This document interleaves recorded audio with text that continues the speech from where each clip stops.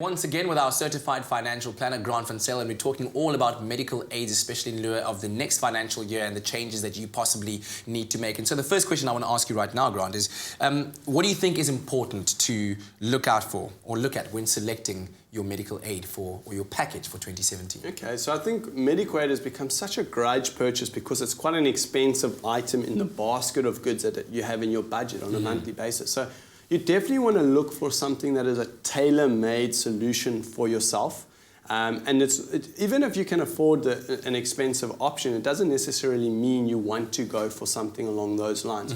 You really want to sit down with someone and understand what are the ins and outs of the different options and find what is going to be the best option that's going to suit your pocket or your budget at the end of the day. Yeah, but that's the thing, isn't it? It's very challenging because, you know, this option offers this benefit and that benefit, but then that benefit is also included in another option, but to a lesser extent. So it's very difficult to understand it all. Very complicated. Exactly, yeah. So what's your advice in selecting the best plan to suit your pocket? Because we're looking at that. Yeah, totally. So I think to narrow it down, there's really, if we take all the noise out of the picture, there's really two options. There's what we call a traditional option. That's an option that's been around for the beginning of time. And that's an option that if you've got a high day-to-day medical expenses, that's the kind of option you'll go for.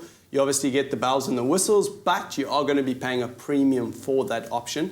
The next option is what we call a new generation option, and that was derived for healthy individuals that don't have high day-to-day expenses. Now, within the new generation option, there's two options as well. Now, the first option is just a straightforward hospital plan. Now, that will only cover you for emergencies and certain planned procedures.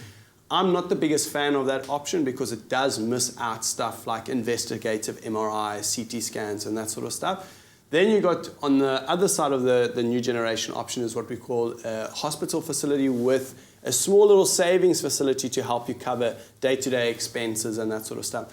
Now, if you're still battling with your scheme because it's got 16 different options to differentiate between those two facilities, I would then definitely get someone in to go and sit through all the different options to understand what's going to be the best plan for you for 2017. Definitely. Sure. Wow. Okay. Well, thank you very much for that advice. And we're going to keep you here for a couple more minutes. When we come back with Grant, we're going to be asking the question about, the things to look out for, especially when you're looking through those contracts and you're dissecting every single detail of the medical plan that you're choosing and then getting some last words of advice from him.